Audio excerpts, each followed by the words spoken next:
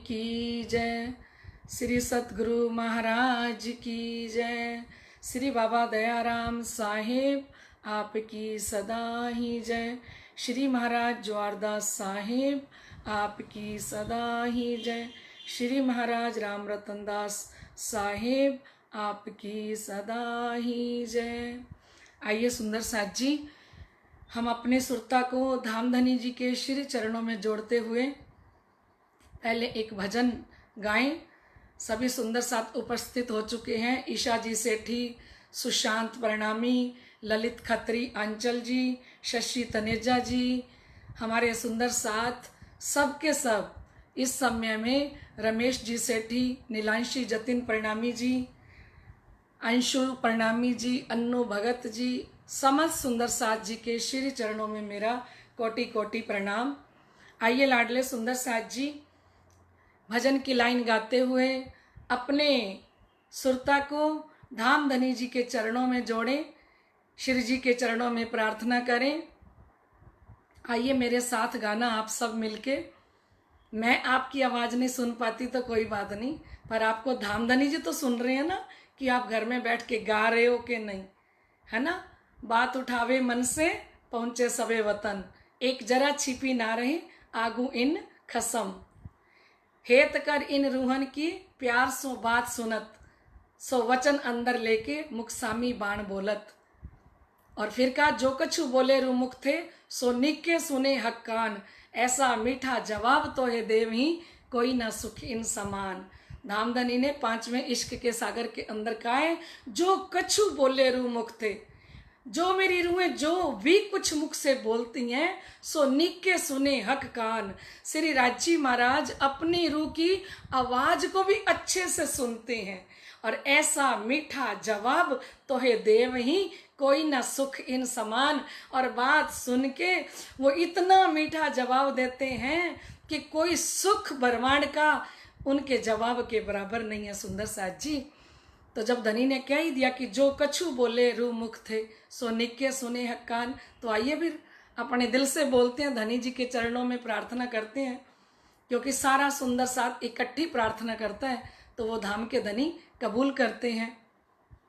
आइए एक भजन की लाइन में धनी जी से कहें, अब तो धनी प्यारे हंस ताली बजा दो, अब तो धनी प्यारे हंस ताली बजा दो, असले तनों की फरामोशी हटा दो, असले तनों की फरामोशी हटा दो। बहुत दिन बीते मीठी बातें सुना दो, बहुत दिन बीते मीठी बातें सुना दो। अब तो धनी प्यारे हंस ताली बजा दो, अब तो धनी प्यारे हंस ताली बजा दो, असल तनों की फरामोशी हटा दो, असल तनों की फरामोशी हटा दो। बहुत दिन बीते मीठी बातें सुना दो, बहुत दिन बीते मीठी बातें सुना दो। ब्रिजरास जागनी की करें धनी बातें, ब्रिजरास जागनी की करें धनी बातें, तीनों ब्रह्मांडों में कैसी मुलाकातें। ब्रिजरास जागनी की करें धनी बातें, तीनों ब्रह्मांडों में कैसी मुलाकातें। इश्क साहिबी देख ली है अब तो बुला लो, इश्क साहिबी देख ली है अब तो बुला लो। बहुत दिन बीते मीठी बातें सुना दो, बहुत दिन बीते मीठी बातें सुना दो। अब तो धनी प्यारे हंस ताली बजा दो, अब तो धनी प्यारे हंस ताली बजा दो, असले तनों की फरामोशी हटा दो, असल तनों की फरामोशी मोशी हटा दो, बहुत दिन बीते मीठी बातें सुना दो, बहुत दिन बीते मीठी बातें सुना दो। बोलो श्री प्राणनाथ प्यारे की जय। आइए सुंदर साथ जी प्रगटवाणी की चर्चा का आनंद लेते हैं। कल हम सुन रहे थे सुंदर साथ जी, यही सूरत की सखियां भई, प्रतिबिंब वेद ऋचा जो कही, जाको कहो उद्धो ज्ञान जोगारम, सो क्यों माने प्रेम लीला प्रतिबिंब। धाम धनी के अत्यंत लाडले एवं प्यारे सुंदर साथ जी, आप सभी के हृदय में विराजमान श्री राज श्यामा जी के चरणों में मेरा कोटान कोट बेर प्रणाम। लाडले सुंदर साथ जी, कल हमने सुना था कि अक्षर की 24,000 कुमारिका और 12,000 वेद ऋचाएं, जो सखियां, जो वेदों ने रूप धारण किया है ना, तो ये 36,000 सखियों के लिए ये काल माया ब्रह्मांड, प्रतिबिंब काल माया ब्रह्मांड फिर से बना, जिसके अंदर सारी सखियां आती हैं और आके फिर से 7 दिन गोकुल और 4 दिन मथुरा की लीला फिर से होती है। पर इन सखियों को आके इस समय उद्धव जी ज्ञान देते हैं। इनको कहते हैं कि निराकार ब्रह्म की साधना करो। तो जिन गोपियों के हृदय के अंदर श्री कृष्ण प्रत्यक्ष रूप में बसते हैं, वो गोपियां भला क्या ध्यान करेंगी, क्योंकि वो प्रातःकाल उठती हैं, गोबर भी घर में लीपती हैं, तब भी उनको जारो जार आंसू बह रहे हैं। घर के अंदर गोबर लीप के झाड़ू लगाती हैं, तब भी आंसुओं की धारा बह रही है। और दूध जमाती हैं, रात के समय दही जमाती हैं, सुबह मक्खन निकालती हैं, भोजन बनाती हैं, तो उन सखियों के आंसू एक पल के लिए भी रुकते नहीं हैं। इतनी विरहा कर करके और उनको उद्धव जी सिखाने के लिए गए हैं कि आप उस निराकार स्वरूप का ध्यान करो। तो सखियों ने उनको कहा उद्धव जी को कि उद्धव ए अपने ज्ञान को वापस ले जाओ, हमें ये ज्ञान नहीं चाहिए। कहते जो उद्धव ने दई सिखापन, कहते जो उद्धव ने आके शिक्षा दी, सो मुख पर फारे मारे फेर वचन। कहते वही वचन उनके मुंह के ऊपर मारे। मतलब उद्धव जी ब्रह्म ज्ञानी, मतलब ज्ञानी थे, वो ज्ञान देने के लिए गए, तो उन्हीं के वचन उनके मुख पे मारे। मतलब उनकी एक भी बात को गोपियों ने स्वीकार नहीं किया, क्योंकि सुंदर साथ जी, ये गोपियां भी श्री कृष्ण के प्रेम के अंदर मस्त हैं। और क्या कहती हैं, बड़ा पुराना भजन है, ये तो प्रेम की बातें हैं उद्धव, ये तो प्रेम की बातें हैं उद्धव, बंदगी हमरे बस की नहीं है, ये तो प्रेम की बातें हैं उद्धव, ये तो प्रेम की बातें हैं उद्धव, बंदगी हमरे बस की नहीं है, यहाँ सर के होते हैं सौदे, यहाँ दिल के होते हैं सौदे, आशिकी इतनी सस्ती नहीं है, यहाँ दिल के होते हैं सौदे, यहाँ सर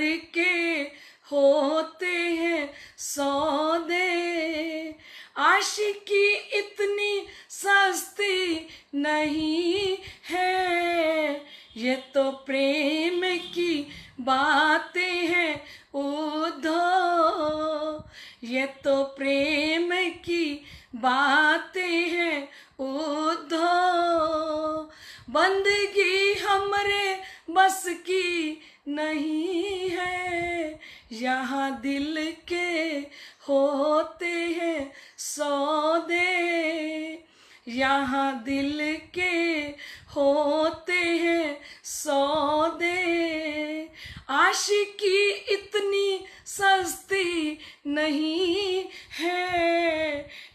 यहाँ सर के होते हैं सौदे, यहाँ सर के होते हैं सौदे, आशिकी इतनी सस्ती नहीं है, ये तो प्रेम की बातें हैं उद्धव, बंदगी हमरे बस की नहीं है। ऐसे ही 2 लाइनें याद आ गई, राज जी ने गवा दी। तो सुंदर साथ जी यहाँ पे गोपियां उद्धव को कहती हैं कि देखो उद्धव, आप हमें कहते हो कि भक्ति करो, है ना, बंदगी करो, साधना करो, तो ये योग साधना हम गोपियां कहाँ करेंगी? क्योंकि सुंदर साथ जी तब हम सारी गोपियां अनपढ़ थी, है ना, और गोपियों ने कौन सा जप तप ध्यान किया था जो श्री कृष्ण जी उनके हृदय में बसते हैं। बस एक ही वस्तु थी गोपियों के पास, वो क्या था? वो था प्यार। जो मैं आपको रोज एक लाइन सुनाती हूं कि पिया जी को इश्क ही भावे, इश्क बिना कछुए ना सुहावे। कि धामधनी को क्या पसंद है? धामधनी को सिर्फ प्रेम चाहिए। और उस समय ब्रिज और रास के अंदर क्या था? हम प्रेम के अंदर मगन थे। ब्रिज रास की लीला के अंदर हमने धनी से क्या किया? प्रेम ही प्रेम किया, प्यार ही प्यार किया। तो उस प्यार के अंदर जो गोपियां मस्त हैं, क्योंकि मैया यशोदा है ना, जो वो रोज माखन निकाल के रखती है कन्हैया के लिए। कन्हैया को गए इतना टाइम हो गया, रोज रोटी बना के रखती है कि मेरे कान्हा आएंगे और मैं कान्हा को मक्खन और रोटी खिलाऊंगी। उद्धव जाते हैं घर में, जाके देखते हैं तो माता यशोदा पलना हिला रही है। ये भागवत की लीला है सुंदर साथ जी, पर इसके अंदर भी बड़ा दर्द होता है जब भागवत की कथा भी करते हैं कि मैया यशोदा किस प्रकार से तड़पती है जब कन्हैया छोड़ के चले जाते हैं। तो मैया यशोदा अपने कन्हैया को खाली झूले के अंदर झुला रही है।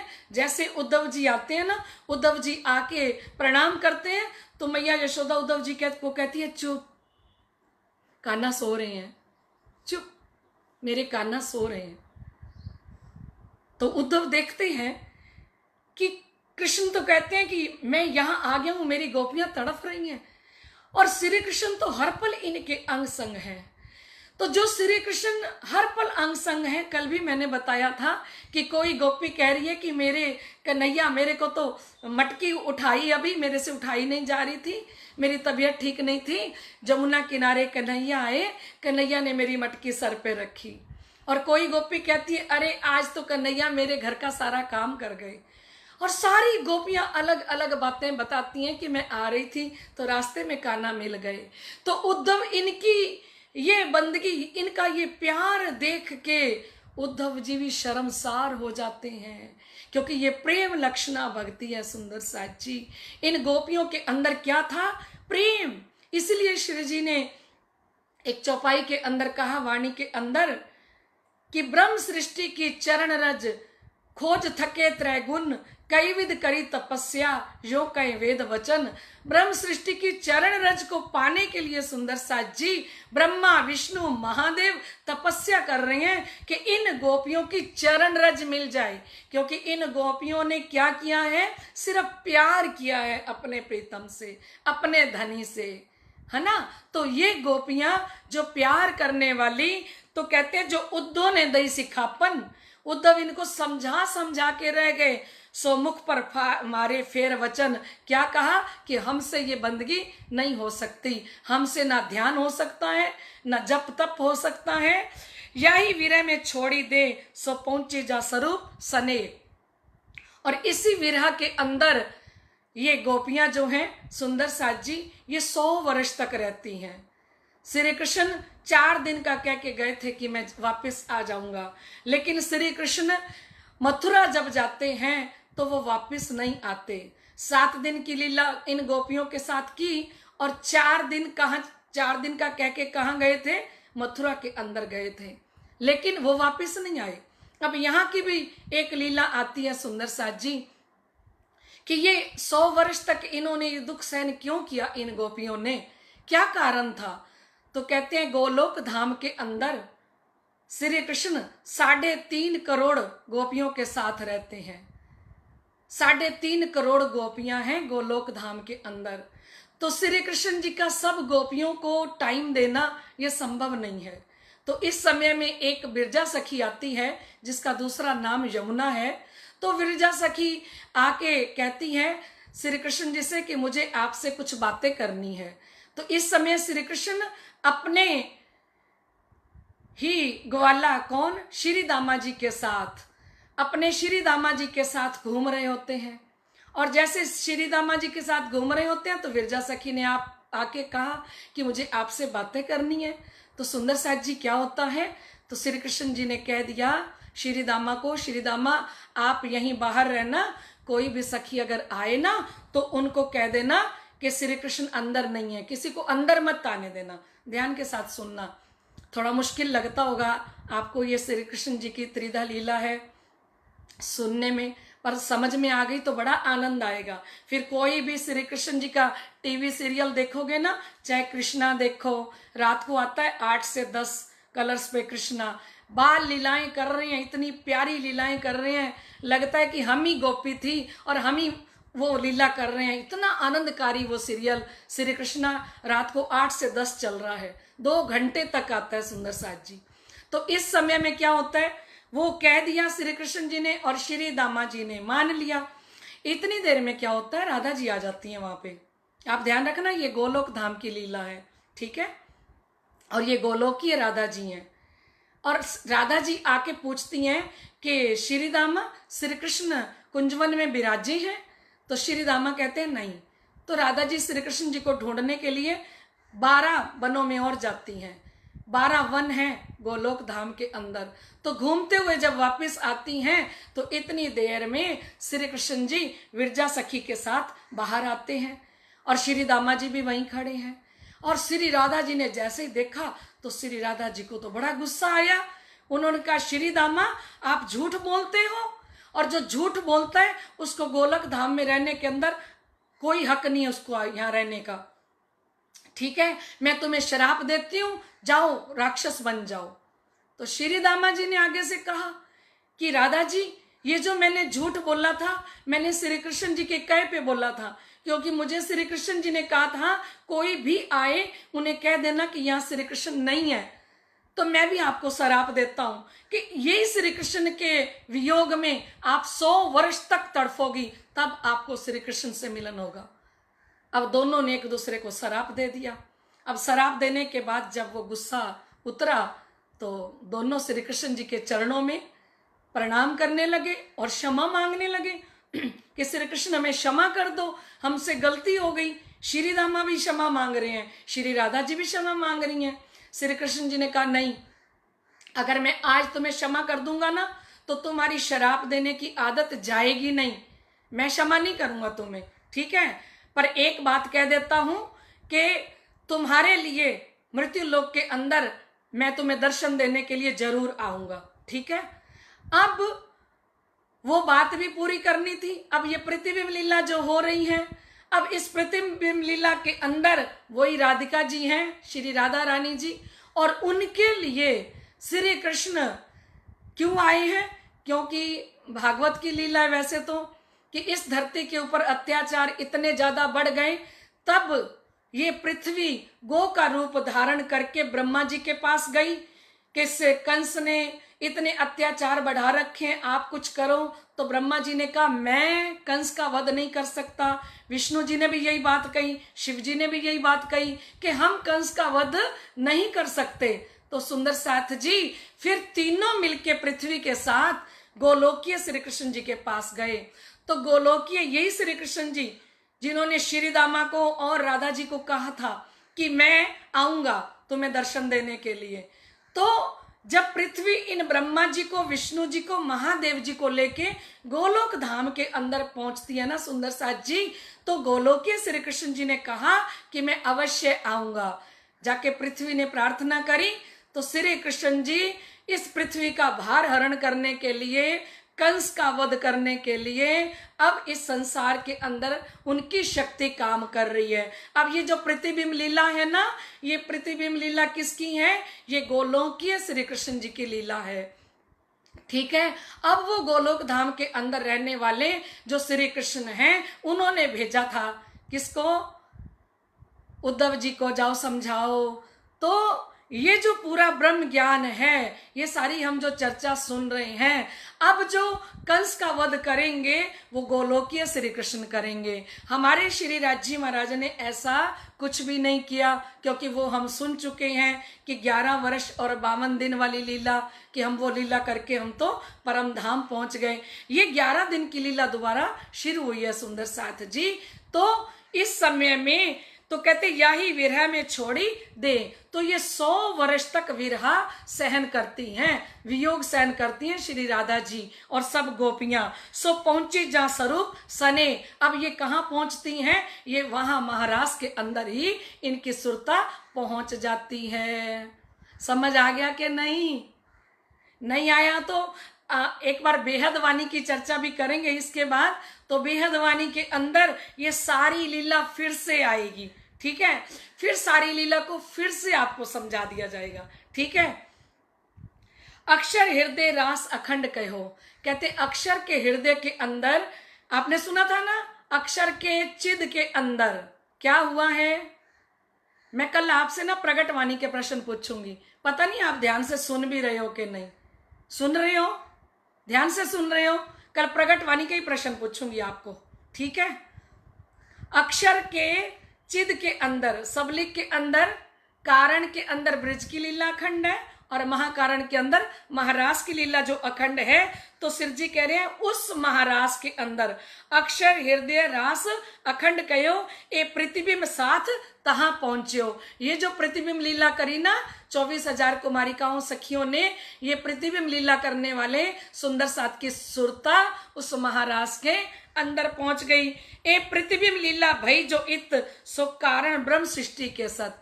श्री जी साहिब जी फरमा रहे हैं सुंदर साथ जी कि ये प्रतिबिंब लीला क्यों की गई?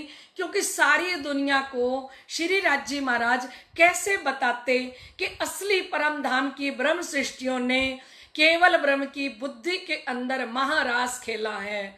वो वास्तविक लीला को बताने के लिए इस लीला को, प्रतिबिंब लीला को दुनिया के अंदर फिर से किया गया, जिनका सुखदेव मुनि जी ने भी अच्छे से वर्णन किया। तो लाडले सुंदर साथ जी, सो कारण ब्रह्म सृष्टि के सत्य जो प्रगट लीला न होवे दोए। अब ध्यान के साथ सुनो, शिरजी साहिब जी फरमा रहे हैं अगर ये प्रगट लीला 2 प्रकार की नहीं होती, क्योंकि असली कहाँ हुई? असली वास्तविक लीला है। वास्तविक लीला कहाँ हुई? केवल ब्रह्म की स्वामिनी के अंदर। ठीक है, फिर प्रतिभासिक लीला कहाँ हुई? अक्षर के अंदर, महाकारण के अंदर, जो इनको अखंड कर दिया गया। और उसका प्रतिबिंब पड़ता है नीचे अव्याकृत के अंदर। वहां बैठी थी वेद ऋचाएं अव्याकृत के अंदर। उन वेद ऋचाओं ने भी श्री कृष्ण से मांगा, तो उन्होंने तथास्तु कह दिया कि तुम्हारे साथ भी लीला करूंगा। तो हमने सुना कि 24,000 सुरताएं अक्षर ब्रह्म ने धारण करी और 12,000 वेद ऋचाएं, जो वेद है ना, चारों वेद, ये चारों वेद अक्षर के अव्याकृत के अंदर विराजमान हैं। तो इन्होंने इच्छा की रासलीला देखने की, तो ये सखियों का स्वरूप धारण करके ये भी आ गए। तो सिरजी साहिब जी फरमा रहे हैं जो प्रगट लीला ना होवे दोए। अगर प्रगट रूप में 2 प्रकार की लीला ना दिखाई जाए तो असल नकल की सुध क्यों होए? समझ गए भी? असली लीला कहाँ हुई, दुनिया वालों को कैसे बताया जाए? और ये नकली, ये प्रतिबिंब लीला है। तो ये दोनों को समझ सके लोगों को पता लगे। प्राणनाथ जी ने कहा जिन गोकुल को तुम अखंड कहते हो, जिस गोकुल को आप अखंड कह रहे हो, क्या ये वाला गोकुल अखंड है? क्या ये वाला वृंदावन अखंड है? तो श्री प्राणनाथ जी ने मथुरा वृंदावन के अंदर जब गए तो सभी लोगों से, उन गोकुल वासियों से, सभी पंडों से, पंडितों से जाके प्राणनाथ जी ने प्रश्न किए कि ये गोकुल और ये वृंदावन अखंड नहीं है। अखंड वृंदावन, नित्य वृंदावन तो वहां सबलिक के महाकारण के अंदर ये लीला चल रही है। और केवल ब्रह्म की बुद्धि के अंदर जो नित्य वृंदावन है, ये हमेशा बंद नहीं हुई ये लीला ज्यों की त्यों सुंदर साथ जी वहां चल रही है। तो श्री प्राणनाथ जी ने इन दोनों लीला को, असली को भी आपको बता दिया और उसकी नकल को भी बता दिया। और प्राणनाथ जी ने कहा है सुंदर साथ जी, आखिर मोमिन होसी बड़े अकल। जो आखिरी ब्रह्म सृष्टि होगी ना, वो बहुत ही अकलमंद होगी, उसकी बांस जैसी बुद्धि होगी। बांस के ऊपर जरा सी ठोकर लगाओ, जरा सी चोट लगाओ तो बांस थोड़ा सा तोड़ो तो वो लास्ट तक फट जाता है। तो प्राणनाथ जी ने ब्रह्म सृष्टियों की बुद्धि को बांस की बुद्धि कहा है। मैं थोड़े में कहा अति घना, रूहें समझेंगी समझनहार। श्री प्राणनाथ जी ने कहा मैंने थोड़े में बहुत ज्यादा वर्णन कर दिया है। और जो परम धाम की ब्रह्म सृष्टि होगी ना, क्योंकि आखिर मोमिन होसी बड़े अकल, आखिरी ब्रह्म सृष्टि बड़ी अकलमंद होगी, वो इशारे से ही समझ जाएगी मेरी बात को। तो सुंदर साथ जी श्री प्राणनाथ जी ने खुल के आपके सामने ब्रज की लीला का, रास की लीला का, असली लीला का और प्रतिबिंब लीला का भी वर्णन कर दिया है। तो कहते ता कारण ए भई नकल, सुध करने संसार सकल। इसलिए ये नकली लीला, प्रतिबिंब लीला यहाँ की गई। जो श्री कृष्ण जी ने 11 दिन की लीला कही, 7 दिन गोकुल के और 4 दिन मथुरा के। तो ये 7 दिन की जो लीला होती है, ये प्रतिबिंब लीला श्री कृष्ण जी ने इनके लिए की। किनके लिए? अक्षर की 24,000 सुरताएं और वेद ऋचाओं के लिए की गई है। अब तो समझ आ गया होगा सुंदर साथ जी। सारे अर्थ तब होवे सत्य, जो प्रगट लीला दो होवे इत। तो कहते तारतम वाणी के ये सारे अर्थ तब सत्य हो सकते हैं जब इन दोनों लीला के ऊपर तारतम वाणी के द्वारा प्रकाश डाला जाए। क्योंकि सुंदर साथ जी, शिव जी ने कहा कि एक तो संसार दुनिया के लिए कोहड़ा है और एक भागवत कोहड़ा है। ये दोनों धुंध के समान है दुनिया वालों के लिए। या कि कुंजी एक संभारी, कोई खोल ना सके संसारी। तो शिव जी ने कहा ये भागवत और ये संसार दोनों ही कोहड़े हैं, मतलब धुंध हैं। या कि कुंजी एक समारी, शिव जी साहिब जी कहते हैं वो तारतम रूपी चाबी से खुल सकते हैं, क्योंकि तारतम रूपी चाबी के द्वारा ही ये भागवत के गुज रहस्य खुलेंगे। ये बात श्री कृष्ण जी ने जब दर्शन दिए थे सतगुरु धनी श्री देवचंद्र जी को, तभी कहा था ए भागवत ग्रंथ तुम्हारा, तुम्ही से खुले कलाम, और कोई ना खोल सके जो मिले 14 तबक तमाम। 14 तबक मिल जाएं तब भी इस भागवत के इस लीला को, जो लीला आप सुन रहे हो, इस लीला के गुज रहस्य को कोई भी खोल नहीं सकेगा। इसको किसने खोला? श्री प्राणनाथ जी ने इस गुज रहस्य को खोल दिया। तो कहते हैं सारे अर्थ तब होवे सत्य, सारे अर्थ सत्य तब होंगे जो प्रगट लीला दो होवे इत। दोनों प्रगट लीला यहाँ पे बताई जाएं। यही एंड में श्री कृष्ण जी भय, अभी इसी एंड के अंदर वो श्री कृष्ण जी आए हैं प्रतिबिंब लीला करने वाले। 11 दिन ब्रज मथुरा रहे। समझ आ गया? ये श्री कृष्ण जी 11 दिन तक इस मथुरा के अंदर, इस गोकुल के अंदर प्रतिबिंब रास बिहारी श्री कृष्ण जी ने ये लीला की है। ठीक है सुंदर साथ जी। दिन 11 ग्वाला भेष, 11 दिन तक ग्वाला भेष धारण करके रखा, तिन पर नहीं धनी को आवेश। सीधा कह दिया, इस ग्वाला भेष जब धारण किया तब धनी का जोश आवेश नहीं था। 7 दिन गोकुल में रहे, 4 दिन मथुरा के कहे। 7 दिन गोकुल के अंदर लीला करते हैं और 4 दिन मथुरा के अंदर लीला करते हैं। तो सुंदर साथ जी, ये हमारी इतनी सुंदर ब्रिज और रास की लीला चल रही है प्रगटवाणी के माध्यम से। तो आइए, समय तो हो चुका है, अभी हमारे सवाल जवाब का सुंदर साथ जी।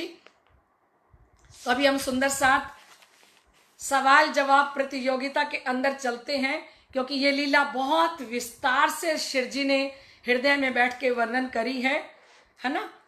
तो आपने भी अच्छे से सुनी है, दिल से सुनी है, पर कल आपसे प्रगटवाणी के प्रश्न पूछे जाएंगे। फिर ना कहना कि हमने तो बीतक ही पढ़ी थी, हमें पता ही नहीं था कि ना प्रगटवाणी के प्रश्न भी पूछेंगे, ठीक है। और पूरी तैयारी के साथ आना, शुरू से लेके बीच में से प्रश्न बनाए जाएंगे, ठीक है। आइए अब आपके सवाल जवाब शुरू होते हैं। पहला सवाल शुरू होता है अब। अब्बासी बंदर में किस जाति के लोग अपनी पत्नियों से दुखी होकर शिवजी की निंदा करने लगे? ये है आपका पहला प्रश्न। फिर से बोलूं,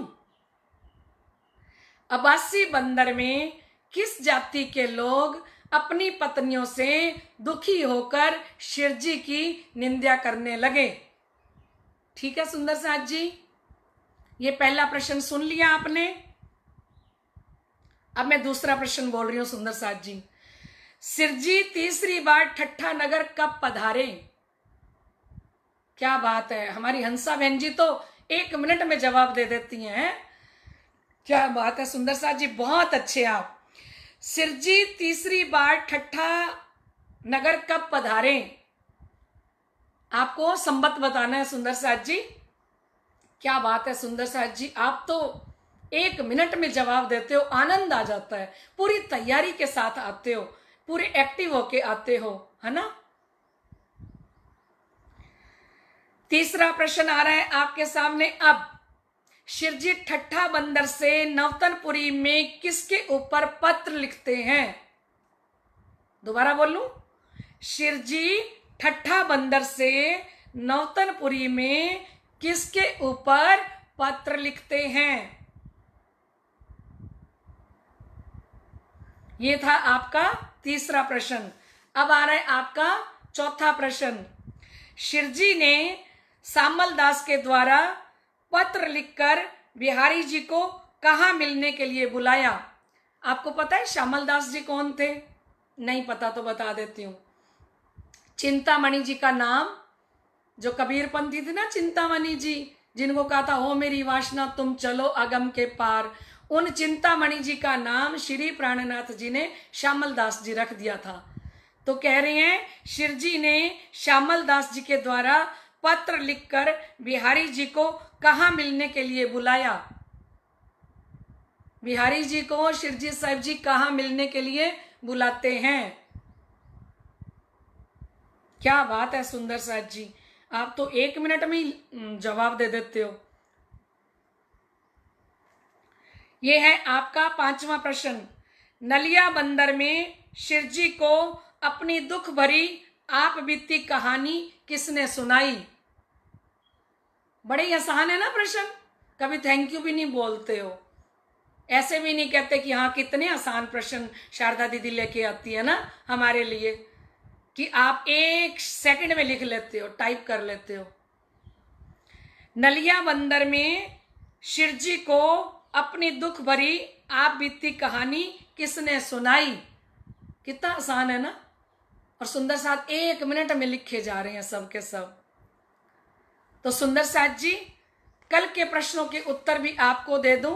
कल का पहला प्रश्न था 1 महीना, दूसरा था ये बात सहल है, तीसरा था हुक्का, और चौथा था मांस मछली, और 5वां था 3 दिन के बाद। ठीक है, और आज के विनर की घोषणा भी कर दूं सुंदर साथ जी। आज के विनर हैं हमारे श्री गंगानगर के सुंदर साथ आस्था जी मन्नू प्रणामी। आस्था जी मन्नू प्रणामी, उनके बच्चे हैं छोटे छोटे कार्णिक और मानिक।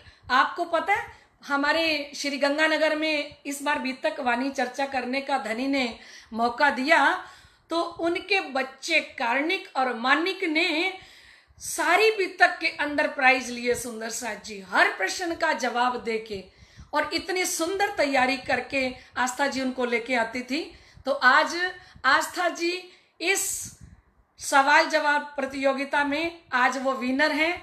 धामधनी की तरफ से, सतगुरु महाराज जी की तरफ से, समस्त सुंदर साथ जी की तरफ से आस्था जी को बहुत बहुत बधाई हो। बोलो श्री प्राणनाथ प्यारे की जय। तो सुंदर साथ जी, कल के रोज आप प्रगट वाणी के को अच्छे से पढ़ना। मैंने आपसे प्रार्थना की थी कि प्रगट वाणी का पाठ जो करता है, समझ लो उसने वित्तक का पाठ भी कर लिया और वाणी का पाठ भी कर लिया।